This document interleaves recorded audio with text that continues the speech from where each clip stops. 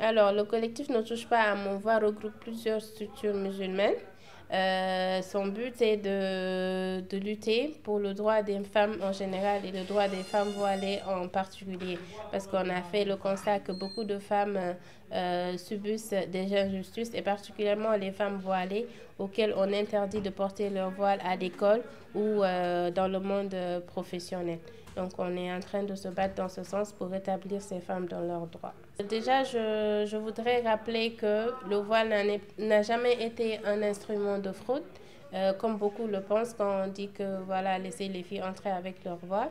Nous, on considère le voile comme un habit. Le voile, c'est comme une chemise. Le voile, c'est comme un pantalon pour celui qui le porte.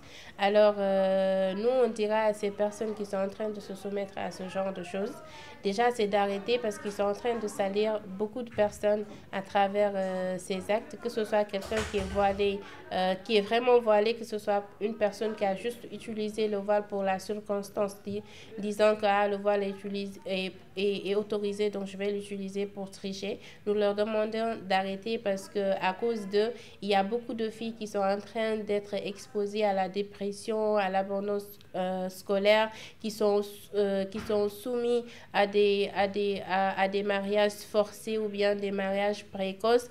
En tout cas, beaucoup de filles dont les droits sont compromis à cause de ce genre d'actes. Donc, nous voudrons que cela s'arrête et que les autres arrêtent d'utiliser l'argument sur lequel le voile est interdit parce que voilà, vous l'utilisez pour tricher. Nous demandons à tout le monde de se soumettre aux fouilles strictes et les surveillants de prendre leurs responsabilités, de bien fouiller les élèves avant qu'elles ne rentrent dans leur salle et qu'une seule personne qui a le voile ne salisse pas toute une communauté, tout un ensemble de femmes voilées. Donc, on a soumis des propositions de solutions au ministère de l'Éducation. On leur a demandé de faire en sorte que ce soit des femmes qui fouillent les femmes, parce que ça, au-delà du voile, c'est quelque chose qui doit être respecté pour le respect de l'intimité de chacun.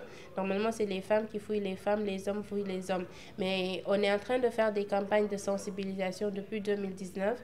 Et dans ces campagnes, on est en train de dire au sort que si jamais elles partent dans des centres où il n'y a pas de femmes pour les fouiller, qu'elles acceptent de se faire fouiller par les hommes en faisant attention à ce que ça ne soit pas des hommes qui sont pervers, parce qu'on a eu des échos l'année passée de ces surveillants qui fouillaient les filles en introduisant leurs mains dans des endroits où ils ne devraient pas le faire. Donc nous leur demandons d'accepter sous cette condition, si jamais elles voient que voilà, cet homme il n'est pas de mauvaise morale, qu'elles acceptent de se faire fouiller et que si jamais elles subissent ce genre de choses, qu'elles dénoncent, mais également qu'elles s'éloignent de toute forme de fraude. Nous sentons que notre message il est bien compris parce que l'année passée, par exemple, on a eu un peu d'incidents par rapport à l'acceptation de la note circulaire qui nous a été donnée par le ministère de l'Éducation.